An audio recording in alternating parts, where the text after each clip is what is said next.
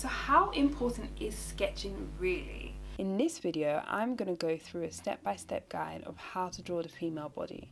I'll show you how I do it, which is more of a focus on silhouettes, and then I'll also show you a more detailed step-by-step process which focuses on proportions and really getting the proportions right before you even think about adding clothes.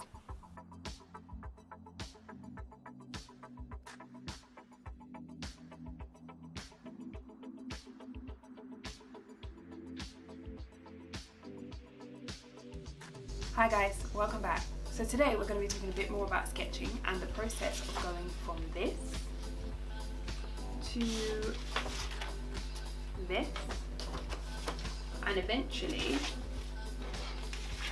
we'll get here in the next couple of videos.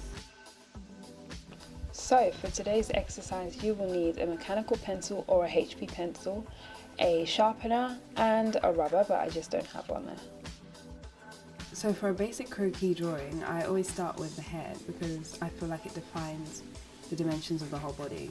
A croquis is just a fancy word for sketch. Actually, it's a French word for sketch, literally meaning sketch. The head is usually around the size of your thumb, and then the neck is usually half the size of the head. Then you can start to fill in the torso. I usually draw a rectangle for the torso and a rectangle for the pelvis area and just fine lines to define the rest of the limbs. If you just think about the human anatomy, it will help you define the proportions, sizes. At this stage, I would recommend using soft pencil strokes because you'll remove these lines as you progress.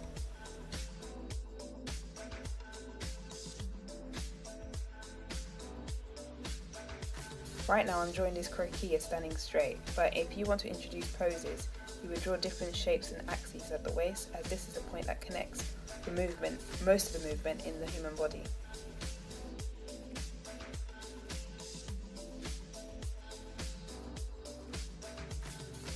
So once you have your basic skeletal frame, the rest is just simply connecting the dots. At this point you can define the different aspects of the body shape, like for example how small you want the waist in correlation to the hips.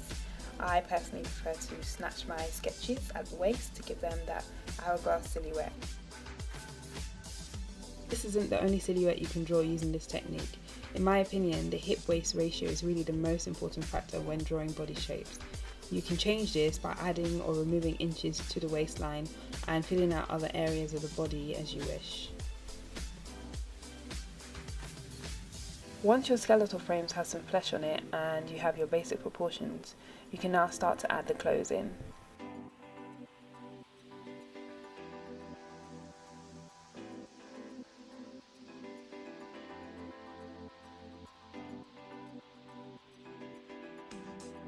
At this point you can start to add heavier lines to make the sketch more detailed.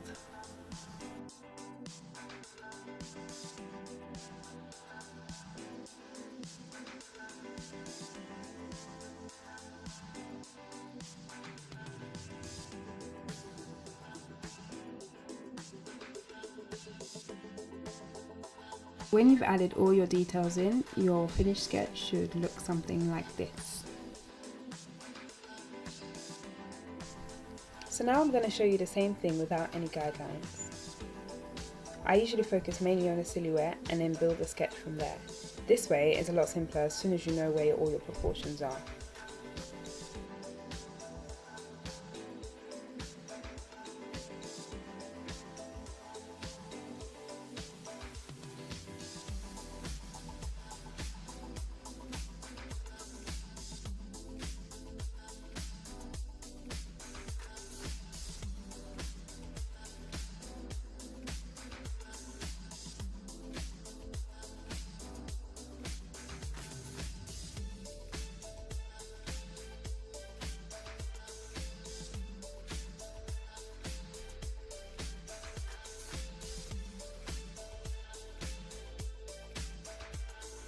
So here are the sketches side by side.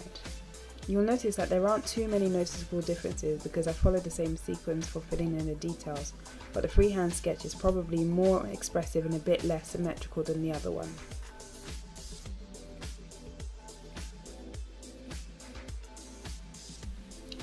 When you've got the hand of the technical drawing, you can then start to think about experimenting with poses by overlapping the two rectangles at the waist at step 1 of the initial stage. In this sketch, she'll be leaning on her left leg, so the overlap will happen on the left side of the waist. I'll show you a quick example of a sketch in a pose.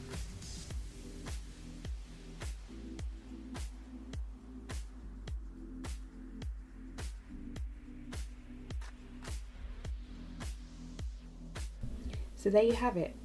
Sketching can seem quite daunting at times, but when you have the basic fundamentals broken down, you'll be surprised how far you can go with it.